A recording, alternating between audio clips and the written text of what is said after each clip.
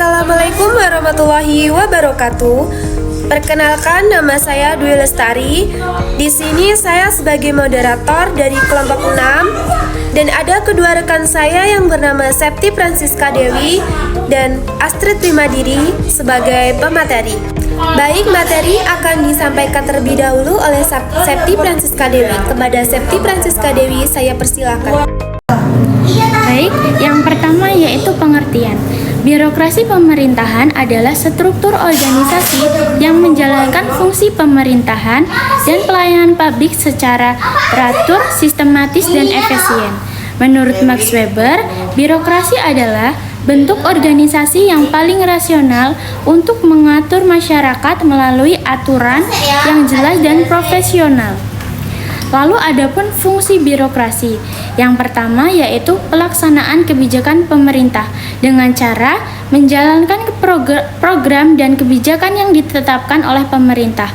Lalu pelayanan publik yaitu memberikan layanan administratif, pendidikan, kesehatan, dan infrastruktur. Yang ketiga ada pengawasan dan regulasi, yaitu mengawasi penerapan hukum agar masyarakat mematuhi peraturan. Yang keempat ada koordinasi administratif, yaitu menyelaraskan berbagai instansi agar organisasi berjalan secara efektif. Yang keempat ada stabilitas sosial dan politik, yaitu menjaga ketertiban, kelancaran pemerintahan dan pelayanan publik. Selanjutnya yaitu karakteristik. Yang pertama ada hierarki jabatan, struktur kepemimpinan dari atas ke bawah. Yang kedua pembagian tugas atau specialization, yaitu tugas jelas dan spesifik sesuai bidangnya. Yang ketiga ada aturan formal, prosedur dan kebijakan tertulis yang baku. Yang keempat impersonalitas, yaitu pelayanan objektif tidak berdasarkan hubungan pribadi. Yang kelima profesionalisme, yaitu pegawai dipilih dan dilatih berdasarkan kemampuannya. Yang keenam karir pegawai, yaitu jenjang karir jelas dan adil. Selanjutnya ada jenis-jenis birokrasi, yaitu ada birokrasi tradisional, karir, dan politik serta profesional. Birokrasi tradisional itu berdasarkan adat, kebiasaan, atau keluarga, misalnya kerajaan lama. Kemudian yaitu birokrasi karir atau modern. Pegawai dipilih berdasarkan kompetensi jenjang karir yang jelas. Yang ketiga yaitu birokrasi politik, yaitu pegawai dipilih berdasarkan afiliasi politik pihak yang berkuasa. Lalu selanjutnya ada birokrasi profesional, yaitu mengutamakan keahlian teknis dan rasionalitas dalam membuat keputusan. Selanjutnya ada struktur birokrasi.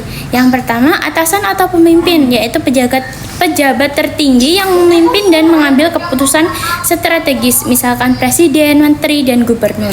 Yang kedua yaitu pejabat eselon, pegawai menengah yang mengkoordinasi pelaksanaan kebijakan dan memimpin bagian atau seksi tertentu. Yang ketiga yaitu pelaksana atau staf, yaitu pegawai operasional yang menjalankan tugas administratif, teknis, dan pelayanan sehari-hari. Dilanjutkan yaitu ada prinsip birokrasi, ada pembagian kerja yang jelas. Setiap pegawai memiliki tugas dan tanggung jawab yang spesifik. Yang kedua, hierarki otoritas, adanya tingkatan jabatan dari atasan ke bawahan untuk mempermudah pengambilan keputusan.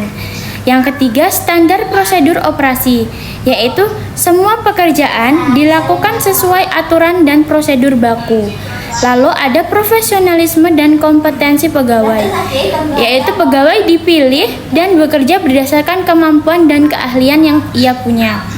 Lalu yang terakhir ada netralitas politik, yaitu pegawai bersikap objektif dan tidak memihak kepentingan politik tertentu. Yang selanjutnya yaitu masalah dalam birokrasi pemerintahan. Yang pertama, ada birokrasi terbelit-belit, yaitu prosedur terlalu rumit sehingga pelayanannya lambat.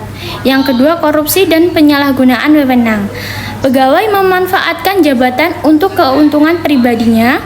Yang ketiga, kurangnya inovasi, yaitu sulit menyesuaikan diri dengan perkembangan zaman dan teknologi yang ada.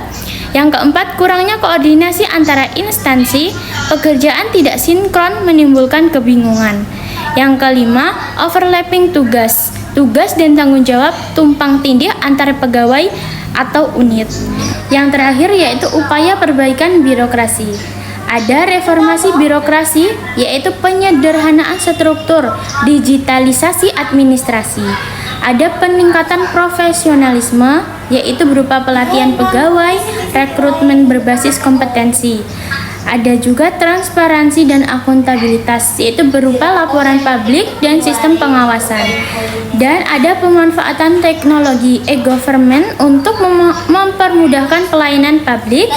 Dan yang terakhir yaitu penguatan etika birokrasi dengan cara menanamkan integritas dan netralitas pegawainya. Baik, itulah materi tentang birokrasi pemerintah. Saya selaku moderator apabila saya ada salah kata, dan kami dari kelompok 6 mohon maaf apabila ada kesalahan. Saya akhiri, wabillahi taufiq walhidayah. Wassalamualaikum warahmatullahi wabarakatuh.